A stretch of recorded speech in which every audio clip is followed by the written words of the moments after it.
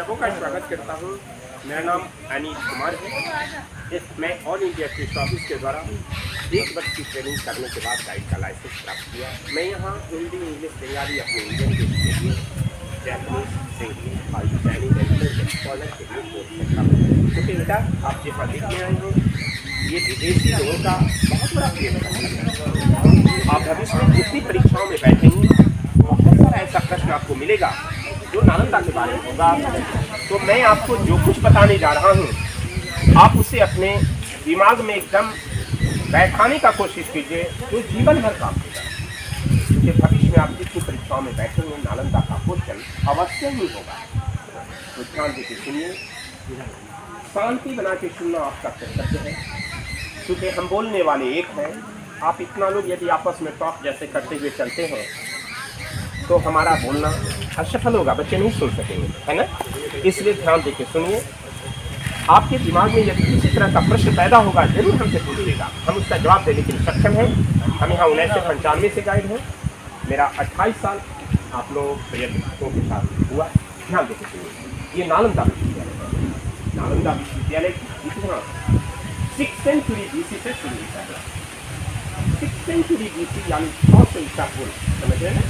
यहाँ आम का बागीचा था। इट वॉज कॉलिंग आम्रपवारी का वन। केवल यहाँ आम का बागीचा था। यहाँ भगवान बुद्ध आए थे। भगवान बुद्ध ने 2 शिष्य बनाया था, मोगलाना एंड शारीपुत्रा। मोगलाना जिनकी समाधि सांची स्तूपा मध्य प्रदेश भोपाल में है। नालंदा के नाम से जो नेट आदि पर देखते हैं, ये अभी आपने देखा होगा G20 में जहाँ पर राष्ट्रपति और ये प्रधानमंत्री महोदय एक्सप्लेन कर रहे थे, वो नालंदा की हाईलाइटेड तस्वीर है। वो सारीपुत्रा स्तूप है। ये 2 स्तूप पहले बना, उसके बाद ये नालंदा विश्वविद्यालय का निर्माण उसी स्तूप के यादगारी में 5th सेंचुरी AD में कुमारगुप्त ने किया। So you can say king Kumaragupta was the founder of this, not Ashoka. Ashoka ने मात्र एक स्तूप बनाया था। तो याद रखिएगा बच्चे लोग, ये जनरल क्वेश्चन है नालंदा के लिए। नालंदा विश्वविद्यालय के संस्थापक कौन थे? आंसर क्या होगा? कुमार, जो मगध के राजा थे और उस समय मगध की राजधानी राजगीर थी। राजा कुमारगुप्त ने इसे 5वीं शताब्दी में बनाया। 100 साल पुरानी इमारत है जिसे आप देखने जा रहे हैं। कुमारगुप्त ने इसका फाउंडेशन किया। फिर हर्षवर्धन ने 7वीं शताब्दी में, राजा देवपाल ने इसको 9वीं शताब्दी में पूर्ण किया। नालंदा की एरिया 10 किलोमीटर लंबी और 5 किलोमीटर चौड़ी थी। एट ए टाइम यहाँ 10,000 छात्र और 1,500 प्रोफेसर अध्ययन और अध्यापन के कार्य में लगे हुए थे। 5वीं से लेकर के 12वीं शताब्दी तक पूरे दुनिया को नालंदा प्रकाश देता रहा। लेकिन 12वीं शताब्दी के अंत में कुछ दुष्ट इन्वेडर का अटैक हुआ, साथ साथ कुछ लोकल लोगों का भी सपोर्ट हुआ। चूंकि चोरी तभी होती है जब चोर पास का होता है। वैसे नाम बख्तियार खिलजी का नोट भी किया गया है, जो आर्कियोलॉजी ने भी लिखा है। वो ही वाज फ्रॉम तुर्किस्तान। वो तुर्किस्तान से आकर के इतना बड़ा इंजाम कैसे दे सकता है जब तक कि लोकल सपोर्ट नहीं हो। कुछ लोकल लोगों ने भी उनको सपोर्ट किया और विश्वविद्यालय को जलाया गया।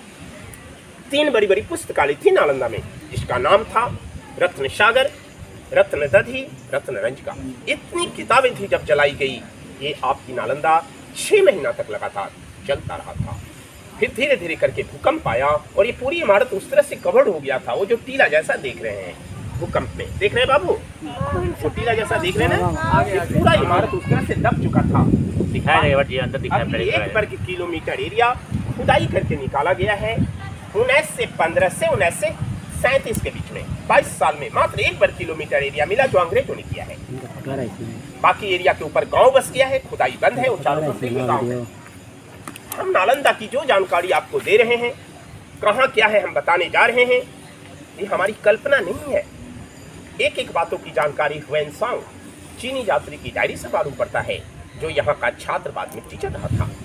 ह्वेनसांग ने जो अपनी डायरी लिखा, आज भी वो डायरी चाइना में है, जिस डायरी का नाम है सी-यू-की।